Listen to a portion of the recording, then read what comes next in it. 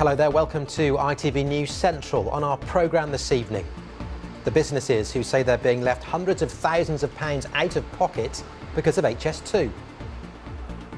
At the moment, they're going around Birmingham taking property keys for property off people who haven't been paid or even made offers.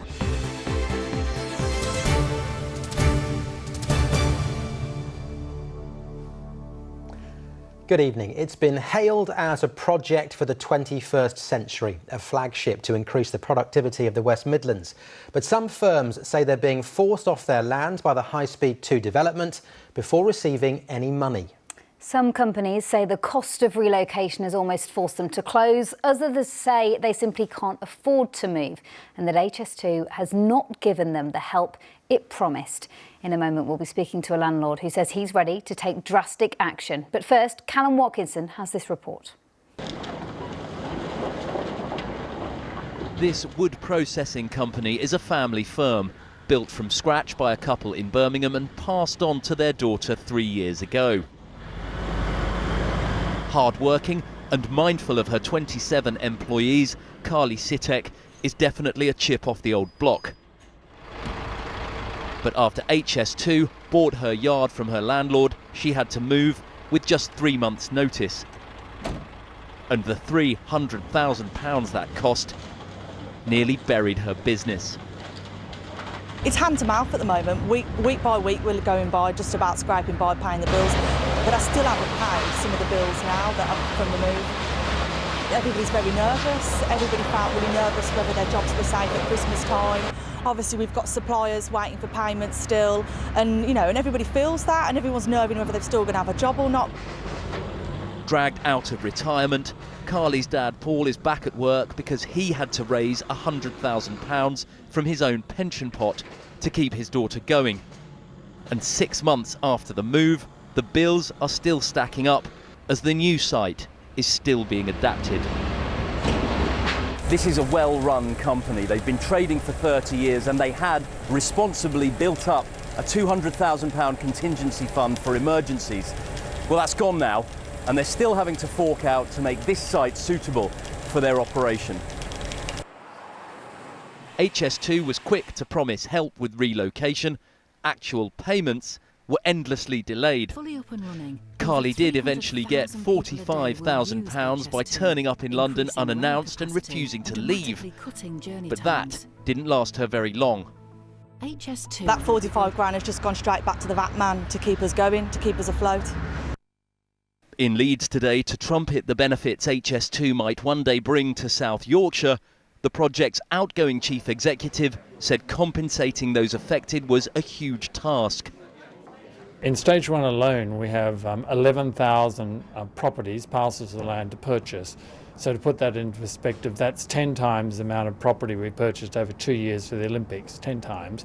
We've already purchased over 20% of all property we need, and we've done an enormous amount of both compensation and CPO. I think we've done over 1,200 claims in compensation. As reports continue to roll in, though, of small businesses driven to the edge, there is growing anger in Birmingham that a project intended to create jobs is, in the process, threatening them. Callum Watkinson, ITV News. Well, joining us now is Darren Bartlett, a landlord from Saltley in Birmingham, who's also having similar problems with HS2. Darren, thank you for joining us. Can you just explain to us your situation? Yes, we were supposed to hand our property over to HS2 last week, a week today actually, and unfortunately we haven't been made offers. The tenants haven't been made offers. They're supposed to be compensated to help them move on to properties, other properties they've actually tried to acquire. They haven't got the funds to move, so they're refusing to leave, and I haven't been made an offer, and I'm refusing to leave. So, Darren, I think I'm right in saying you're supposed to be out tomorrow. You're refusing to leave. What are you actually going to do when tomorrow comes around? No, we're supposed to be out last Thursday, not tomorrow. We're supposed to be out last Thursday. HS2 turned up on the 12th of July at 2:30 to take possession of the property, and we refused to hand over keys. Are you willing to sort of dig your heels in over this, Darren? I think we need to, because there's lots of people who are going to be affected by this up and down the country. It's happened in London. I've had lots of people contact me, including the Tropmans that you've just done a report on. I think someone needs to make a stand because they're acting absolutely lawlessly. Darren, HS2 wouldn't speak to us specifically about your case, but they did say in a statement tonight that they fully understand it's a very disruptive process, but they say the compulsory purchase process puts the onus on the owner of the property to provide the evidence to substantiate their claim for compensation. What do you make of that? Well, it's all smoke and mirrors, really, because if HS2 had entered into negotiations with us a year ago, as what we thought they would be doing, then we wouldn't have had any complications, and obviously the compensation claim would have gone through.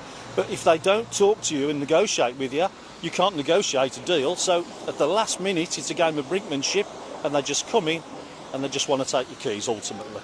Now, Dan, what's the worst that can happen in your situation, and how far are you prepared to push this? What if the bailiffs turn up?